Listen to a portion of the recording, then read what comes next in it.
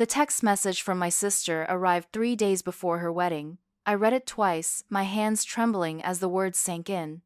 Don't embarrass yourself at my wedding. Everyone knows about your drinking problem, and I've told the bartender not to serve you. Just act normal for once. I stared at my phone in disbelief. I hadn't touched alcohol in 7 years. Not since that one night in college when I'd had too much and made a fool of myself at a party. My sister, Elaine, had never let me forget it. But a drinking problem? That was a lie she'd apparently been telling people for years. My name is Kate Mitchell. I'm 32 years old, an elementary school art teacher, and apparently, according to my sister, a liability to her perfect wedding. I sat on my couch, the phone still in my hand, as tears welled up in my eyes. Outside, spring rain pattered against my apartment windows, matching my mood. The bridesmaid dress I'd spent too much money on hung on my closet door. Pale blue, Elaine's choice. It'll make your eyes pop, she'd said during the fitting, one of the rare moments she'd seemed genuinely happy to have me there.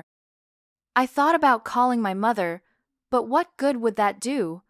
She'd always favored Elaine, making excuses for her behavior. She's just particular, Mom would say. She knows what she wants. What Elaine wanted, apparently, was to humiliate me in front of her friends and new family. The truth was, our relationship had been strained for years. As children, we'd been close despite the 4-year age gap between us. But as Elaine entered high school, she started pulling away, embarrassed by her awkward little sister. By the time she left for college, we were practically strangers, and things had only gotten worse since then. I'd tried, God knows I'd tried, to bridge that gap. I attended every event she invited me to, sent thoughtful birthday and Christmas gifts, listened to her complain about work and relationships. And now this, a text message accusing me of having a problem I didn't have and warning me not to embarrass her. My phone rang, startling me. It was my best friend, Rachel. Hey, what's up? I answered, trying to keep my voice steady. Just checking in. How's the pre-wedding sister drama? She knew all about my complicated relationship with Elaine. Well, I swallowed hard. It just reached a new level. I read her the text. Rachel was quiet for a moment, then exploded. What the actual hell, Kate? That's beyond messed up. I know, I said quietly. You don't even drink. Where is she getting this from? That one time in college, that was forever ago. I pinched the bridge of my nose, fighting back tears. I don't know what to do. What do you mean? You're not going, right? You can't go after that. It's her wedding, Rach. If I don't go, it'll just prove to everyone whatever lies she's been telling them. Kate, Rachel's voice softened. Honey, you need to stand up for yourself. This isn't about one text. This is about years of her treating you like garbage. I glanced at the bridesmaid dress again. The thought of standing up there next to Elaine, knowing she'd told everyone I was some kind of alcoholic, made my stomach turn. I don't know, I repeated. Well, I do, Rachel said firmly, and I think you need to call her out on this. After we hung up, I sat staring at my sister's text for a long time. Finally, I typed a response. Elaine, I don't know why you'd say this. I haven't had a drinking problem ever, and you know that. Why would you tell people this? The 3 dots appeared immediately, then disappeared, then appeared again. Finally, her response came through. Whatever, just don't make a scene. This day is about me, not your feelings. Something snapped inside me. All these years of trying to please her, of making excuses for her behavior, of accepting the crumbs of affection she occasionally threw my way. I was done. I didn't respond to her text. Instead, I took a picture of the bridesmaid dress and sent it to my mother with a simple message. I won't be attending the wedding. Please return this to Elaine. Mom called immediately. her voice frantic. Kate, what are you talking about? You have to be there. You're her sister, her bridesmaid. Did you know? I asked quietly. Did you know she's been telling people I have a drinking problem? A pause. Too long a pause. Mom? Kate, sweetie, we know you've struggled with certain things. Elaine is just worried about the open bar. My heart sank. So this wasn't just Elaine. My own mother believed this fiction too. Mom, I had too much to drink one time in college, 7 years ago. I don't even keep alcohol in my apartment. That's not true, she insisted, her voice taking on that patronizing tone she used when she thought I was being difficult. What about Thanksgiving 2 years ago? You were slurring your words. I had the flu. I was on cold medicine. You drove me to urgent care the next morning, remember? Kate, please. This isn't helping. Just promise you'll be careful at the wedding. I closed my eyes, suddenly exhausted. I won't be at the wedding, Mom. I'm sorry. You can't do this to your sister, she cried. I'm not doing anything to her. She's done this herself. I hung up before she could respond. Over the next 2 days, my phone blew up with messages. Elaine called 11 times, each voicemail more hostile than the last. How dare you try to ruin my wedding? You've always been jealous of me.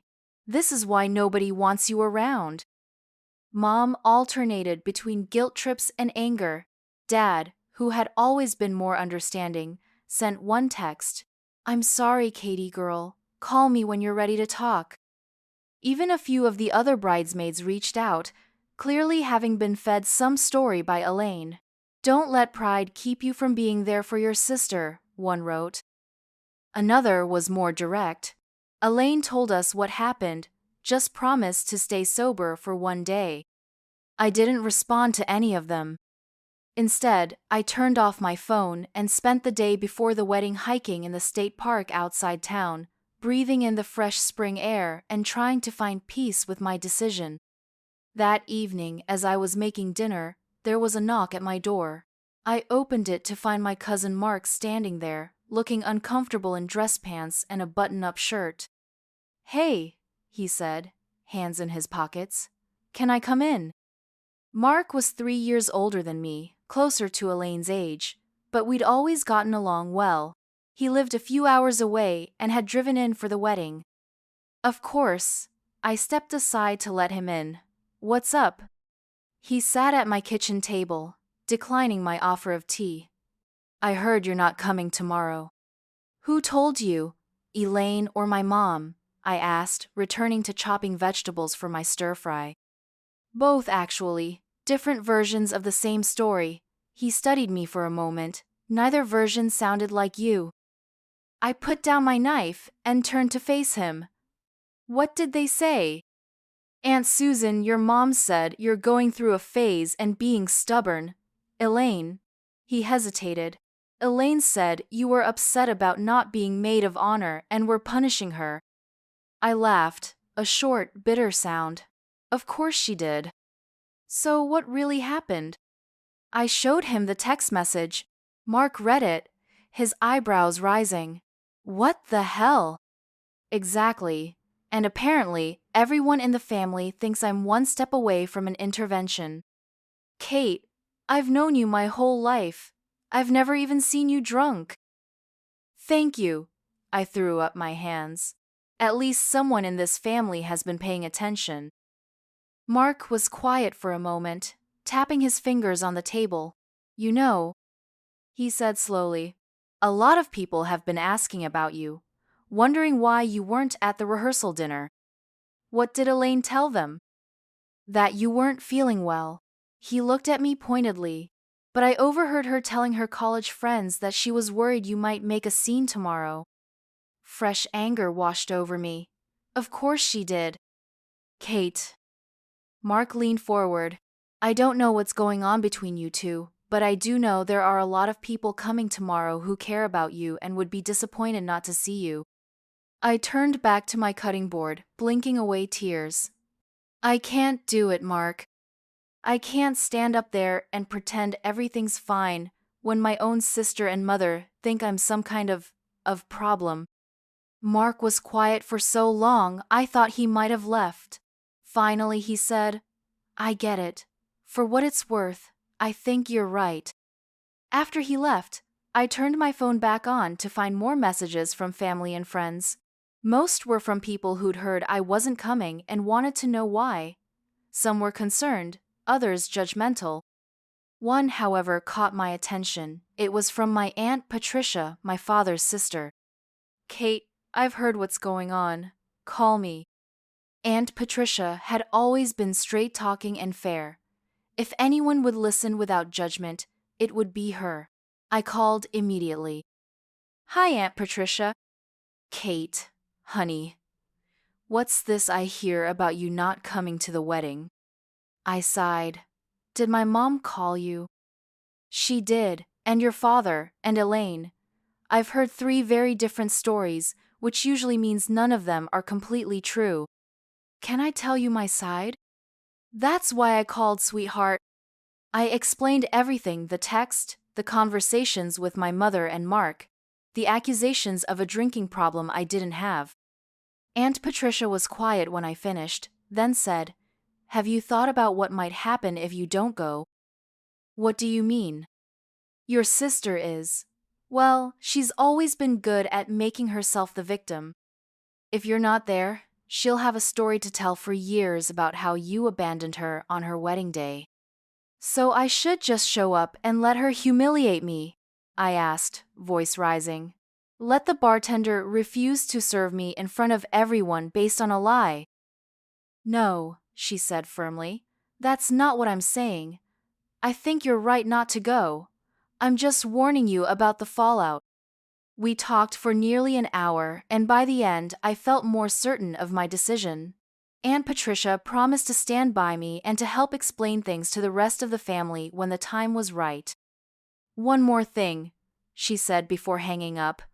I was supposed to drive your Grandma Morris to the wedding. Now I'm thinking I might not go either. Aunt Patricia, you can't miss it because of me. Honey, I'm not missing it because of you. I'm missing it because I can't sit there and pretend everything's fine when my niece is being treated this way. And between you and me, your grandma will be relieved. She's been dreading sitting through that whole affair in her good shoes. After we hung up, I felt lighter than I had in days. I still wasn't going to the wedding, but at least I wasn't completely alone. The morning of Elaine's wedding dawned bright and clear, the kind of perfect spring day brides dream about. I woke early, made coffee, and sat on my tiny balcony, wondering what was happening at the hotel where Elaine and her bridesmaids would be getting ready. Around 9 a.m., my phone rang. It was Dad. Morning, Katie girl. Hi, Dad. How are you holding up? I'm okay, I said, surprised to find it was mostly true. How about you? He sighed, a heavy sound. Would you believe your Aunt Patricia just called to say she and Grandma aren't coming?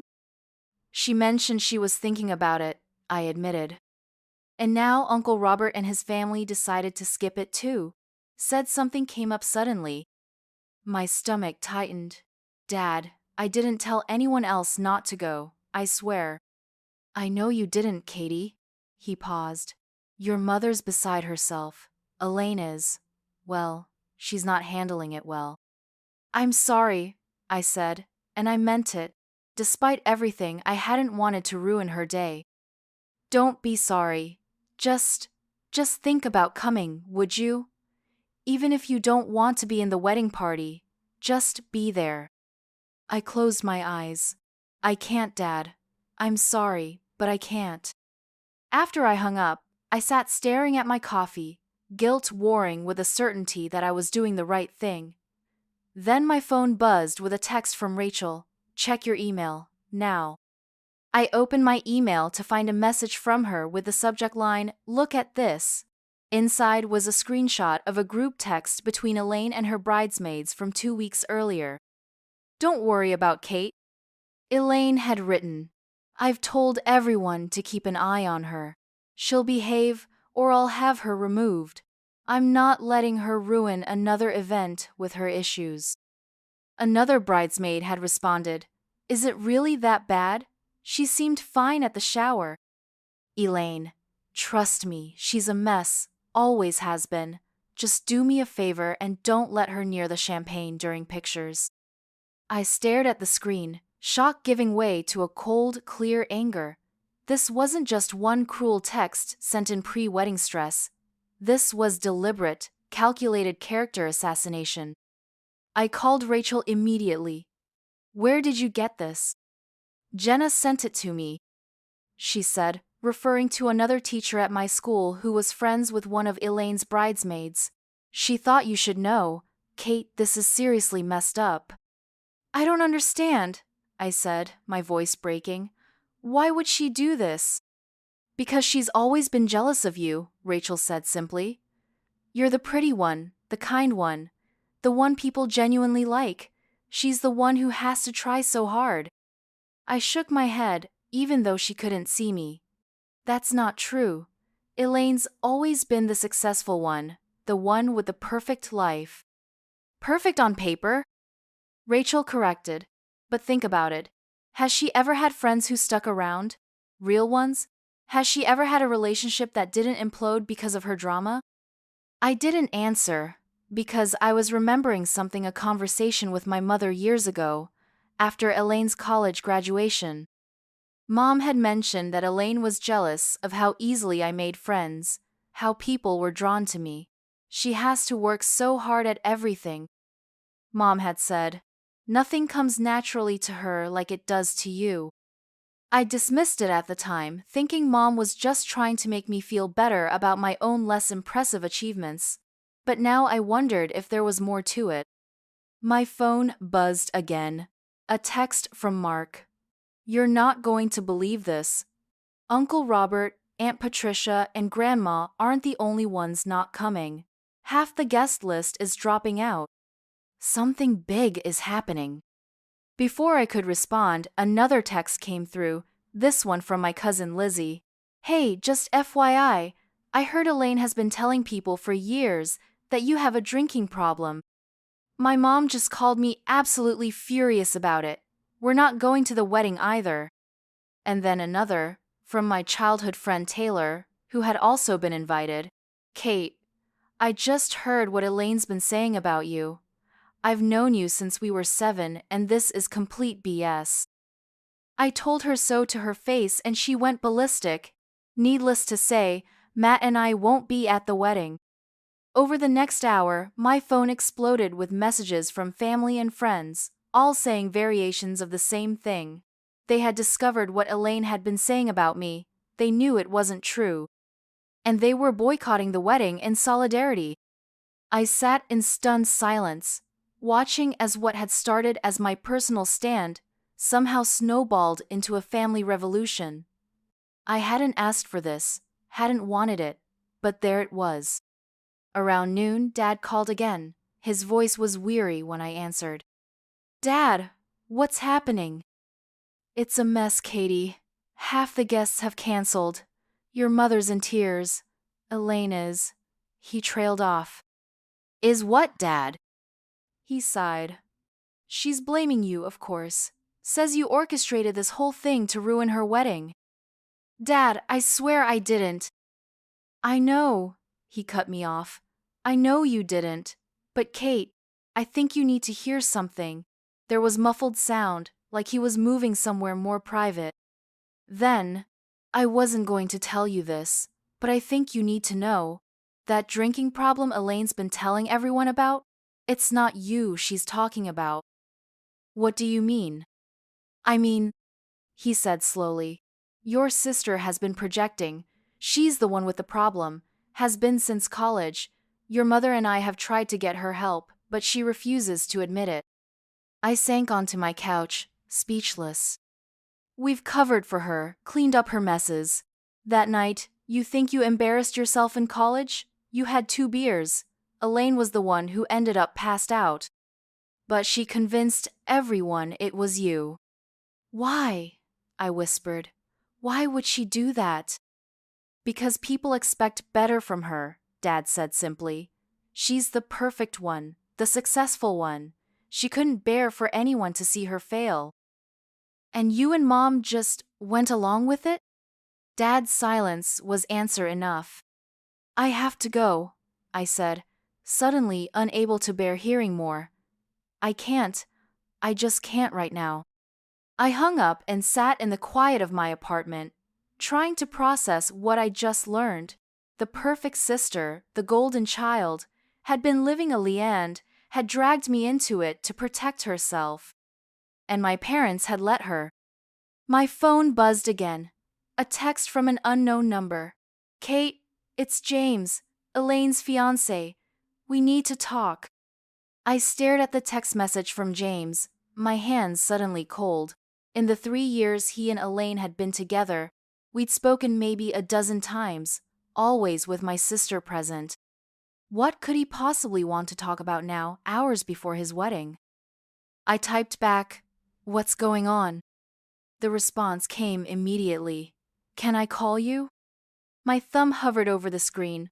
Part of me wanted to ignore him, to let Elaine deal with the consequences of her actions for once, but curiosity won out. "Okay," I replied. My phone rang seconds later. I took a deep breath and answered. "Hello? Kate? It's James." His voice sounded strange, strained. "Thank you for picking up." "What's going on, James?" He took a shaky breath. "Everything's falling apart here. Half the guests aren't coming, Elaine's having a meltdown, your mother's crying, and I just found out my fiancé has been lying to me for our entire relationship." I said nothing, waiting. "Did you know?" he asked softly. "Did you know she has a drinking problem?" I closed my eyes. "I just found out. My dad told me about an hour ago." Jesus. There was a sound like he was moving, doors opening and closing. I had no idea. I mean, I knew she drank at parties, but I thought he trailed off. She hid it well. "James, why are you calling me?" He was quiet for a moment. "Honestly, I don't know. Maybe because you're the only person in this situation who seems to be telling the truth." Another pause. "She's been telling everyone for years that you're the one with the problem. She told me you'd been to rehab twice." "What?" I nearly shouted. "I've never." "I know that now," he cut in. "Your Aunt Patricia set me straight. She cornered me about an hour ago with a stack of photographs from family events over the years. Pictures of Elaine clearly drunk while you're stone-cold sober in the background. Pictures I've seen before but never really looked at because I believed what Elaine told me." My mind raced, trying to process this new information. Aunt Patricia had evidence, had been collecting it. For how long? "Kate," James continued, his voice dropping lower. "There's something else. Something I found in Elaine's purse last night." My stomach tightened. "What?" "A flask. An empty one." He sighed heavily. "When I asked her about it, she said it was yours, that she'd confiscated it from your bag at the rehearsal dinner." "But you weren't even at the rehearsal dinner." "No," I said quietly. "I wasn't. I think," his voice cracked slightly, "I think I'm making a huge mistake." The realization of what he was saying hit me. "James, are you calling off the wedding?" "I don't know. I honestly don't know what to do." Part of me felt sorry for him. He sounded genuinely blindsided, caught in a web of lies, not of his own making. But another part of me was angry that it had taken this public embarrassment for anyone to finally see what Elaine had been doing. "That's not my decision to make," I said finally. "But I think you need to have a very honest conversation with my sister." "Yeah," he agreed, sounding exhausted. "I'm trying. She's locked herself in the bridal suite and won't talk to anyone except your mom." "I'm sorry, James, for all of this." "It's not your fault," he said quickly. "I want you to know that. Whatever happens today, this isn't on you." After we hung up, I sat still for several minutes, trying to absorb the surreal turn of events. The wedding was in 3 hours, and the groom was questioning whether to go through with it. Half the guests had canceled in solidarity with me, and my sister, who had spent years painting me as the family failure, was finally facing the consequences of her lies. My phone buzzed again. Aunt Patricia. Kate, I'm at your father's house. Can you come over? There are some things you need to know. 20 minutes later, I pulled into my parents' driveway. The house where I'd grown up looked the same as always. The tidy garden my mother obsessively maintained. The swing on the front porch where Elaine and I had spent summer evenings as children. It was strange how normal it all looked when everything else had changed. Aunt Patricia opened the door before I could knock, pulling me into a fierce hug. I'm so proud of you, she whispered. For what? I asked, genuinely confused. For skipping my sister's wedding and causing all this drama. She pulled back, holding me by the shoulders. For finally standing up for yourself. It's been a long time coming. She led me into the living room, where my father sat in his favorite chair, looking tired but somehow relieved. To my surprise, my grandmother was there too, along with Uncle Robert and his wife, Diane. What's going on? I asked, looking around at their solemn faces. Is this an intervention? A ghost of a smile passed over my father's face. In a way, but not for you. Aunt Patricia gestured for me to sit, then handed me a thick manila envelope. Open it, she said.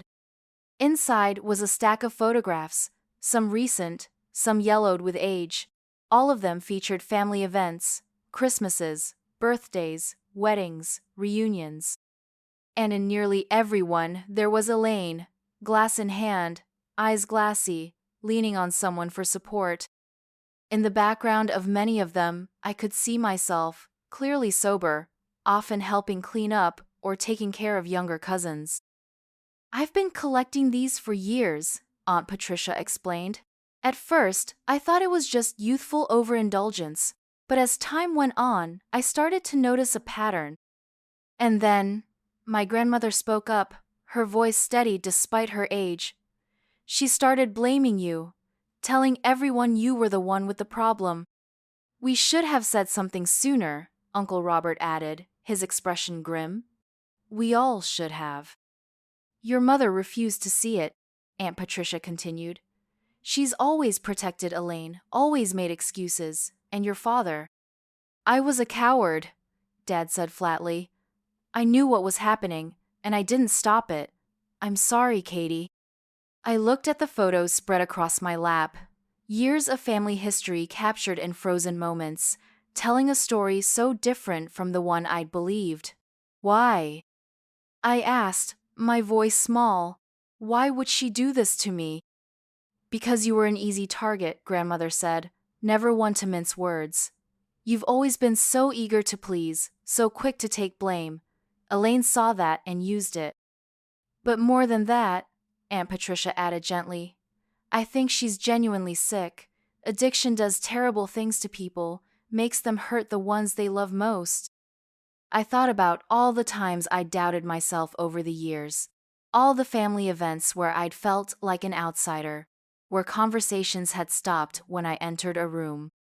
All because of a lie my sister had been telling. Where's Mom? I asked, suddenly realizing her absence. Still at the hotel with Elaine, Dad answered. She's trying to salvage the wedding. Is it salvageable? I looked around at their faces. James called me. He's having second thoughts. As he should, Uncle Robert muttered. What happens now? I asked. They exchanged glances.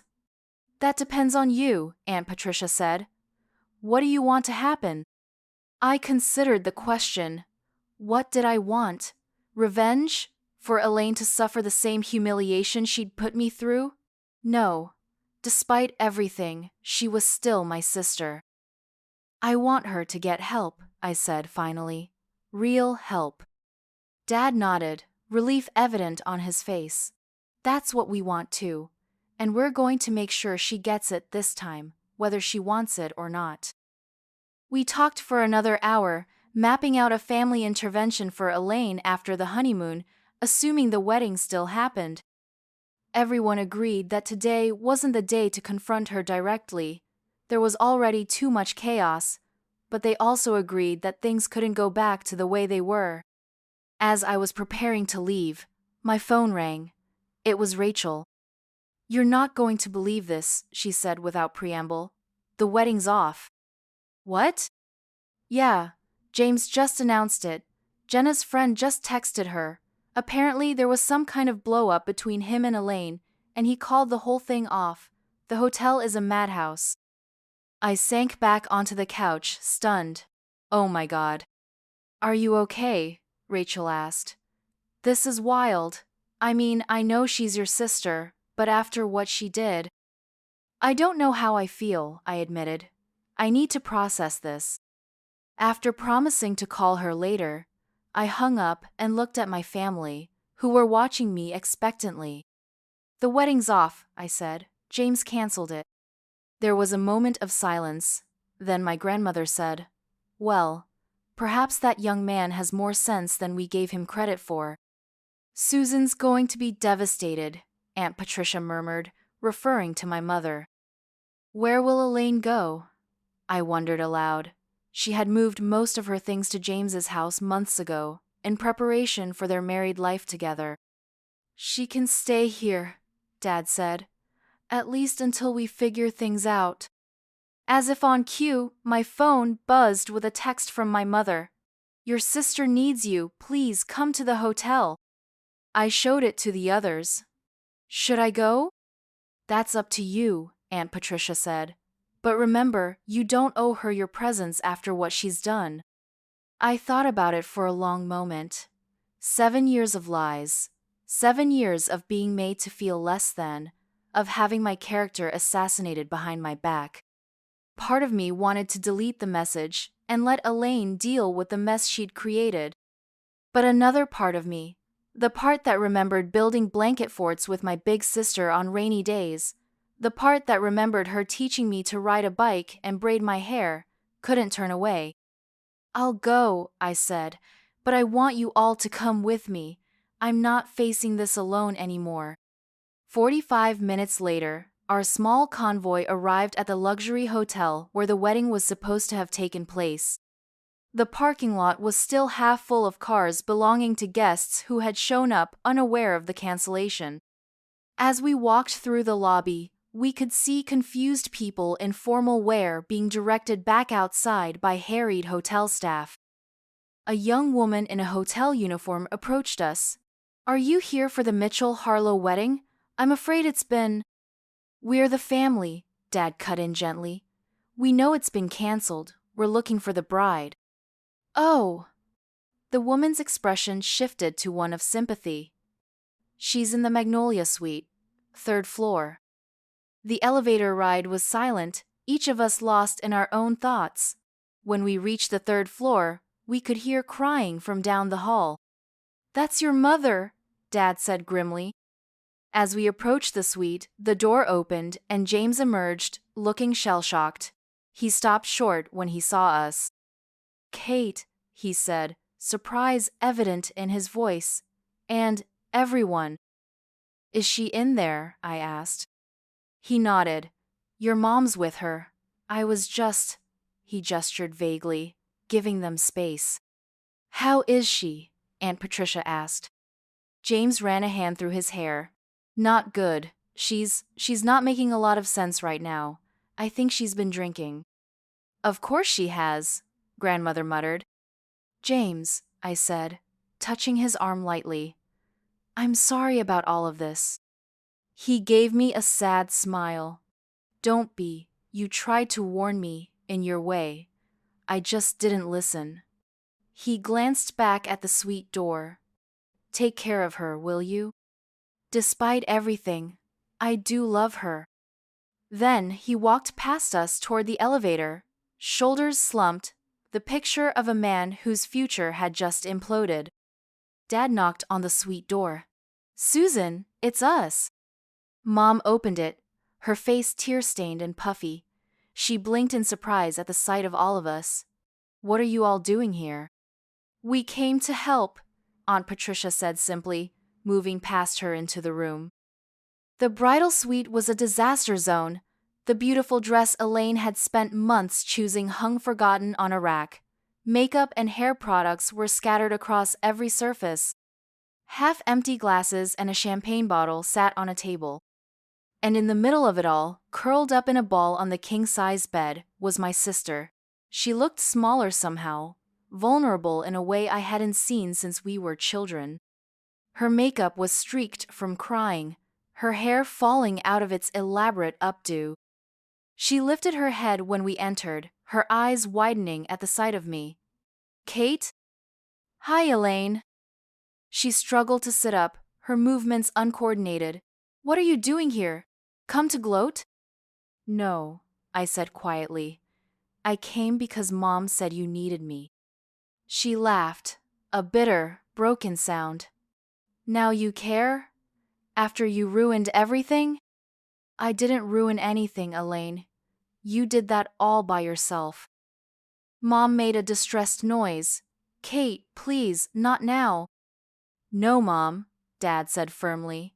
No more protecting her, no more lies. It's time for the truth. What truth?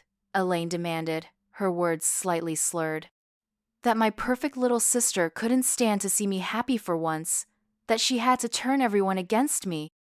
The truth, I said, stepping closer to the bed, that you've been lying about me for years, telling people I have a drinking problem when it's really you who has one. Elaine's face flushed. That's not. Stop, Aunt Patricia cut in, her voice sharp. Just stop, Elaine. We know everything. We have proof. She held up the manila envelope of photos. Years of proof. Elaine stared at the envelope, then at the faces of our family members, all watching her with expressions ranging from anger to pity. Something seemed to deflate in her then, a visible surrender. Fine, she whispered. So what if I have a few drinks sometimes? It doesn't mean I have a problem. You've been drinking today, haven't you? Dad asked gently. Before your wedding. Enough that James noticed. She didn't answer, but her silence was confirmation enough. Sweetheart, Mom said, sitting beside her on the bed. You need help. We all should have insisted on it long ago. I don't need help, Elaine insisted, but the fight had gone out of her voice. I moved closer, sitting on her other side. Do you remember, I said softly, when we were kids and you got sick with mono? How scared you were. She looked at me, confusion replacing some of the anger in her eyes. What does that have to do with anything? You were scared, but you let Mom and Dad take care of you. You let the doctors help you get better. That was different. I was actually sick then. You're sick now, Elaine, I said, taking her hand. It was cold and trembling slightly. Not with mono, but with something just as serious, and you need to let us help you. For a moment, I thought she might pull away, might lash out again. But then her face crumpled, and she began to cry, not the dramatic, attention-seeking tears I'd seen from her before, but deep, gut-wrenching sobs. I ruined everything, she gasped between sobs. My wedding, my relationship, everything. Not everything, Dad said, kneeling in front of her. You still have us. You still have time to make things right. Mom put an arm around her, murmuring soothing words. I kept hold of her hand, feeling an unexpected surge of compassion. The anger was still there. How could it not be, after everything? But it was tempered now by understanding. Aunt Patricia caught my eye over Elaine's head and nodded slightly, a look of approval on her face.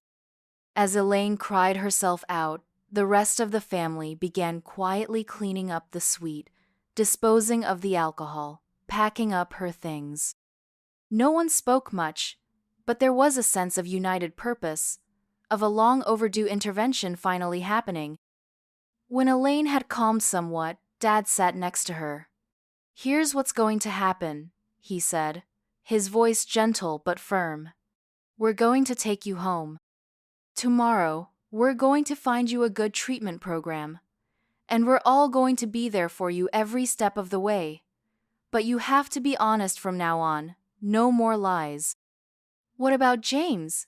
She asked in a small voice. I don't know, sweetheart. That's between you and him, and it might take time. But getting yourself healthy has to come first. She nodded, then turned to me, her eyes red-rimmed but clearer than before. Kate, I don't know what to say. You don't have to say anything right now, I told her. We have time. As we prepared to leave the hotel, Elaine stopping occasionally to wipe fresh tears when something reminded her of the wedding that wasn't to be, I felt a strange mix of emotions. Sadness for what my sister was going through, relief that the truth was finally out, cautious hope that this might be the beginning of healing for our entire family. In the lobby, we ran into a few remaining guests, including some of Elaine's bridesmaids. They looked startled at the sight of me, clearly having believed whatever story Elaine had told them. Is everything okay? One of them asked uncertainly, looking between me and Elaine. No, Elaine said before I could respond, but it will be. She took a deep breath, then added, I owe you all an apology, especially you, Kate. It wasn't everything, not by a long shot. There would be hard conversations in the days and weeks to come, painful truths to face. But it was a start. Outside, the spring day was still beautiful, the kind of day that should have been perfect for a wedding. As we helped Elaine into Dad's car, I noticed James standing by his own vehicle across the parking lot watching us. Our eyes met briefly, and he nodded once before getting in his car and driving away. You're coming home with us, right? Mom asked me, her hand on my arm. There was a plea in her eyes, a recognition of how badly she had failed me. Yes, I said. I'm coming home. In the car, Elaine leaned her head against the window, exhaustion evident in every line of her body. I really messed up, she murmured, more to herself than to any of us. Yes, I agreed, you did, but that doesn't mean you can't fix it. She turned to look at me, really look at me, perhaps for the first time in years. Why are you here, Kate? After everything I did to you, why would you come when Mom texted? I thought about it for a moment. Because you're my sister, I said simply. And because someone once told me that the hardest person to forgive is often the one who needs it most. Who told you that? You did. When we were kids and I broke your favorite necklace, remember? You were so mad, but then you forgave me. You said staying angry would only hurt both of us. A faint smile touched her lips. I don't remember that. I do, I said. I remember everything, Elaine, the good and the bad. And I think maybe it's time we both start remembering the good a little more. She closed her eyes, tears slipping down her cheeks. I don't deserve your forgiveness. Probably not, I agreed. But you have it anyway. Or at least, you will when you've done the work to earn it back. When you're ready to be honest and get help. I want to, she whispered. I'm so tired of lying. Dad caught my eye in the rearview mirror, his own eyes glistening with unshed tears. Mom reached back from the front seat to squeeze my hand. Outside, the world went by, unchanged by the drama of our family, the wedding that wasn't, the years of lies finally exposed. As we pulled into our parents' driveway, I got a text from Rachel. How are you? Is it as bad as we thought? I looked at my broken, humbled sister, at my parents trying so hard to make amends, at the family members who had finally stood up for the truth. It's complicated, I texted back. I'll tell you everything later, but I think, maybe, this is the beginning of something better. And despite everything, the hurt, the betrayal, the years of being made to feel less than I truly believed it was. 3 months later, I sat in a circle of uncomfortable folding chairs in the community room of Elaine's rehabilitation center. It was family day, the first time we'd been allowed to visit since she'd checked in 60 days ago. She looked different, healthier, clearer-eyed, but also, somehow more vulnerable without the protective armor of her lies. When it was her turn to speak, she addressed each of us directly, offering amends as she'd been taught to do in her program. When she turned to me, she took a deep breath. "Kate," she said, her voice steady despite the tears in her eyes, "I've hurt you more than anyone.